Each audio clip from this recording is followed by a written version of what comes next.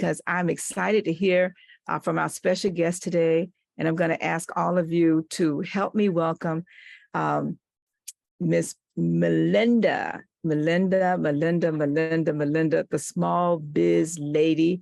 Like I said, Melinda blessed us, a few weeks ago on the Saturday podcast. And she has received numerous awards and accolades, but she's the president of Small Biz Lady Enterprises. She has become America's #1 small business expert and best-selling author, keynote speaker, marketing expert, and as the CEO of Essence Group, her marketing and consulting firm serves Fortune 500 brands, and they target small businesses, which most of us are small business. I think of myself, and her advice is widely read, and especially her books. And so help me welcome Miss Melinda Emerson. Good afternoon, good evening, not sure where you are in the world, but welcome back. And we are so honored to have you back. Thank you so very much for joining us. Good afternoon. How are you? And you are so lovely and wonderful. I can't even say no, not even if it's 7 o'clock in the morning or if it's 5 o'clock in the evening. You know, I will be here for you. And I'm so excited to be here today to talk about how we can all prosper more in our businesses. Now, I am Melinda Emerson. My nickname is the Small Biz Lady. I am based in Philadelphia, Pennsylvania. I have been an entrepreneur for 24 years, and I've been the Small Biz Lady for 14 years. So what that should tell you is I have been through the fire, the wind, and the rain. But what I will tell you is that I don't regret becoming an entrepreneur at all. And so I am excited to be here to talk to you all today about 5 things that I want you all to do to tighten your business operation. We all know that the economy is still tight. Mid and upper level people are losing jobs, right? You know, budgets are tight. And so we have to be more inventive. We have to be more creative. And the one thing that we really have to do is not think about what our customer needs right now, but think about what our customer needs 3 to 5 years from now, so we can be their partner to help them get there. So those are the things that I want you all to think about. But as we think about our businesses and where we need to tighten things up, there's a couple of areas that Miss Melinda. Yeah. We need you to turn your volume up a little bit. We're having a hard time hearing you a little bit. Okay, wait a minute. Let me see what I can do. Is that better? Let me go into here and see what's going on. No, I think it got a little bit lower.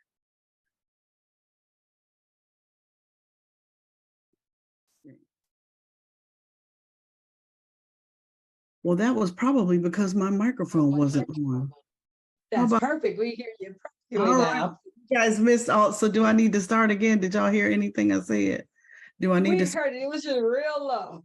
Okay. All right. Well, like I said, the thing that we have to think about is not what our clients need right now, but their future needs. That is extremely important. So don't be caught up in what's going on right now. We got to think about this AI and how it's changing all of our businesses, right?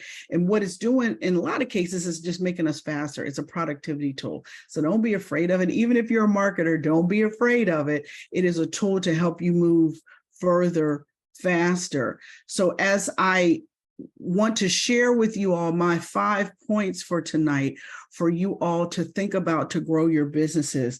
I am a teacher, so I do hope that you all have something to write with because I go fast and I got a lot to say. So let's go. So the first thing I want to talk about is whether or not it's time for you to refine your ideal customer. You know, a lot of us have a primary customer and then we have a secondary customer. But is it time to look at that? You know, things have changed a lot in the last 18 months to 2 years. Is your ideal customer still who it was 2 years ago, 3 years ago, 5 years ago? Are they still buying as much as they bought from you before? If they aren't, it might be time to shake, rattle, and roll over to something else, right? I mean, for me, my corporation, I have two businesses. I have Quintessence Group, which is our marketing company that works with Fortune 500 companies. And I have Small Biz Lady Enterprises, which includes Small Biz Lady University. But let me tell you guys something. During the pandemic, when no corporations calling me, I had to figure out what my new hustle was. And what that was actually me creating my online school, Small Biz Lady University, which now has 5 courses that we're now licensing out to universities across the country to teach entrepreneurship. Because what I found out was that they weren't even teaching young people that want to be entrepreneurs the right stuff. And it also was what took down so many minority and women-owned businesses during the pandemic. People didn't know how to sell and market online. People didn't have no email list. They didn't know how to, communicate and build relationships and drive sales through email. And people didn't know how to sell on social. People know how to use Facebook to promote their kids and their grandkids, but people didn't know how to use Facebook to make the cash register ring. And so what I decided to do was use my special powers, and what I know how to do is teach. And so I developed an online school specifically to teach people this stuff. So whether you have a product-based business or a service business, you need to know how to sell online, because your website is your #1 sales tool. And so those are the things that I had to do to refine my own business, because my customer that was good for 80% of my revenue all of a sudden didn't call me for 8-9 months, and I had to figure out something else. So let's put ourselves in a position so that things like that don't happen to us anymore.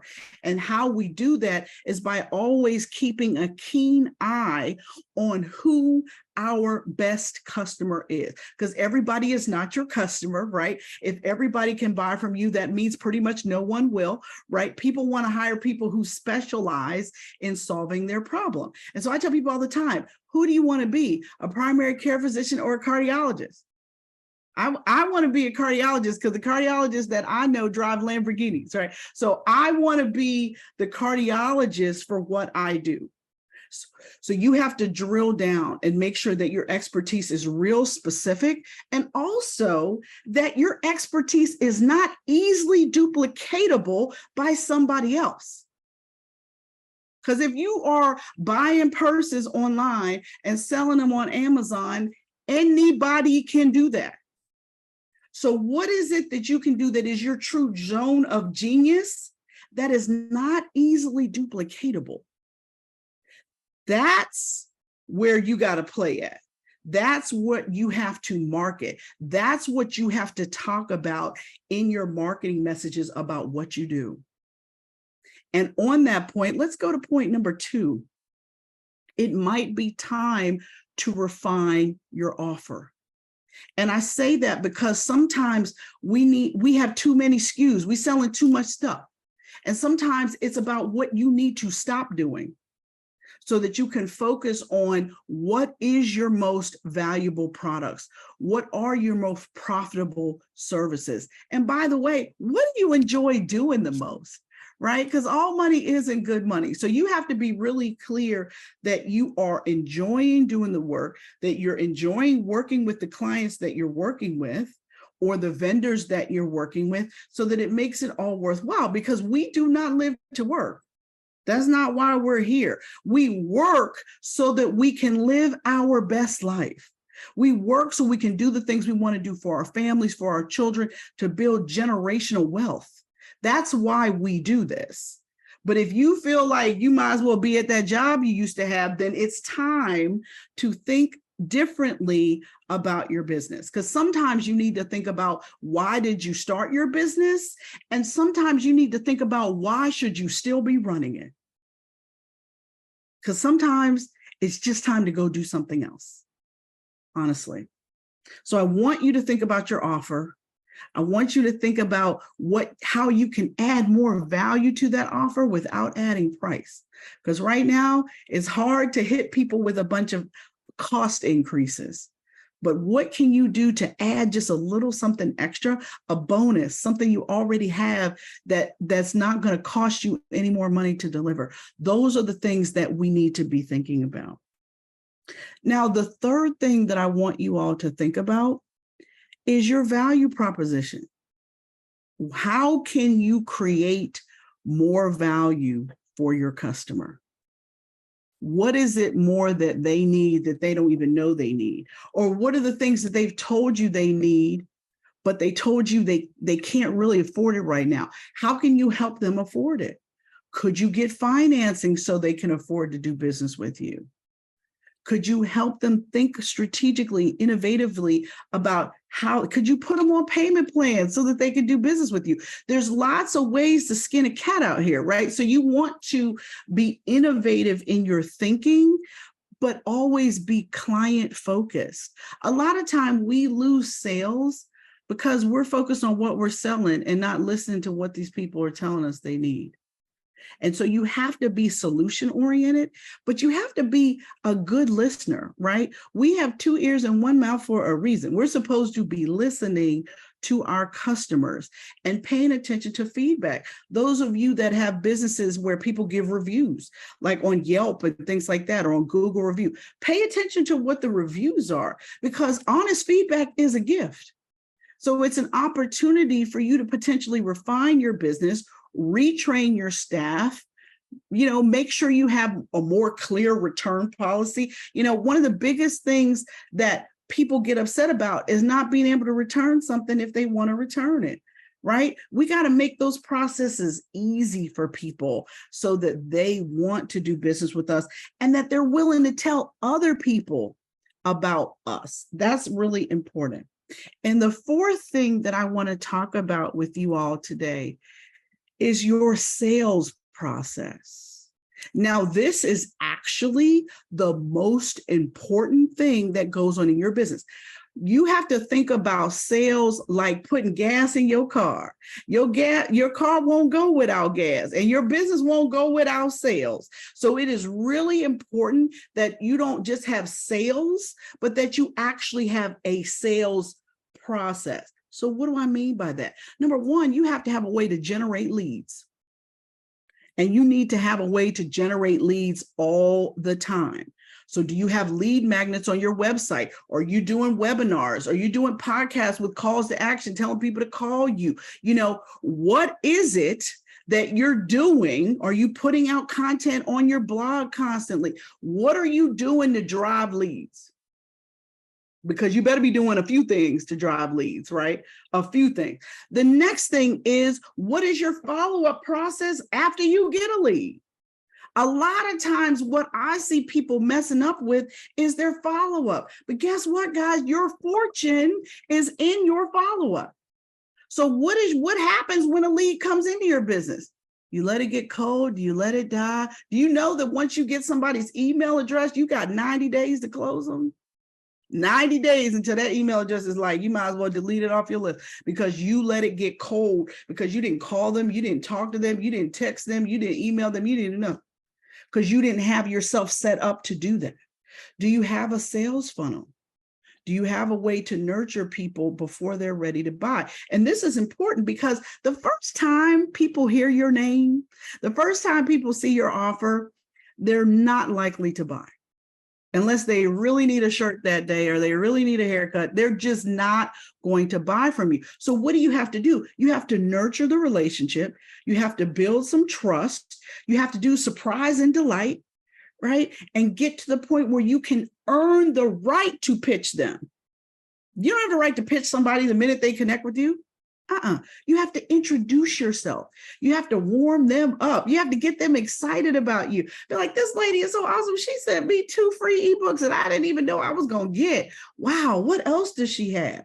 What else does she sell? That's how you want people thinking about you in your business. And that's why sales funnels are so important.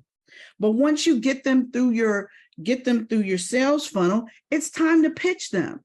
Are you going to pitch them through email? Do you need to set up a meeting to give them a proposal? Are you giving the proposal to the right person? Depending if you sell B2B, that you might have 3 layers before you get to the person that's actually this decision maker. Or there might be a committee of people that are the decision maker. So you have to make sure that you are never giving a proposal to somebody who cannot say yes.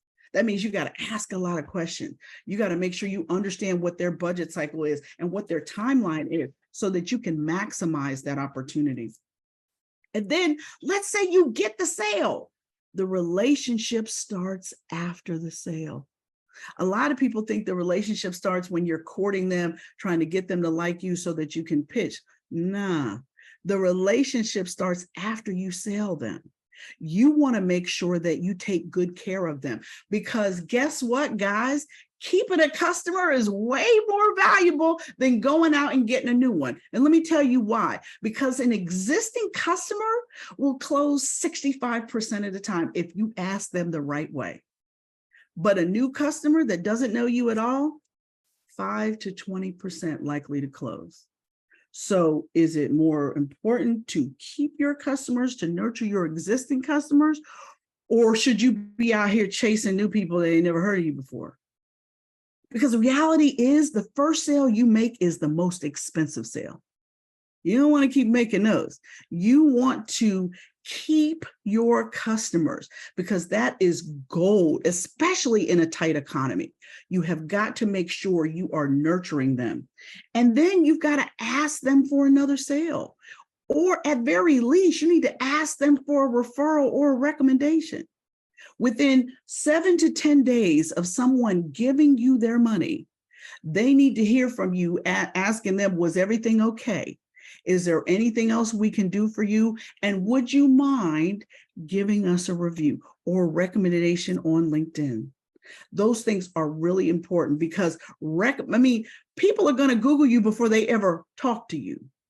So what they find out here on the internet is real important. So you make sure that you follow up with people. You can follow up by phone, you can follow up with a survey, you can follow up just with an email, but you need to make sure that you follow up. And the last thing that I want to talk to you guys about is really to make sure that your online brand represents you well, because your website is your number one sales tool. And if you have limited resources, the place where you need to invest them is in your website. Your website needs to clearly state why people are there. It needs to download quickly, especially from a mobile device. And you need to have 2 or 3 mechanisms on your website to engage people, to give you their contact information. Because, hey guys, I'm a social media diva, right? But my email list is way more valuable than my 300,000 followers on Twitter, because I can track who opened my email. I can track whether or not they liked it, if they watched my replay of my webinar. So just remember, social media is important and you do need to participate. But do you need to be on 5 social media sites? No, you don't. You need to be on 1 or 2, and they need to be the 1 or 2 where your best target customer is spending time online. Don't use Facebook because you like Facebook. You need to use Facebook because that's where your fish are. So just think about that as you are spending time making content and doing all this stuff. You might be mistaking busy work for business. Are you checking your Google Analytics to make sure that stuff is even driving traffic back to your website? You should, at least monthly. And Google Analytics is free. That is not anything you need to pay for.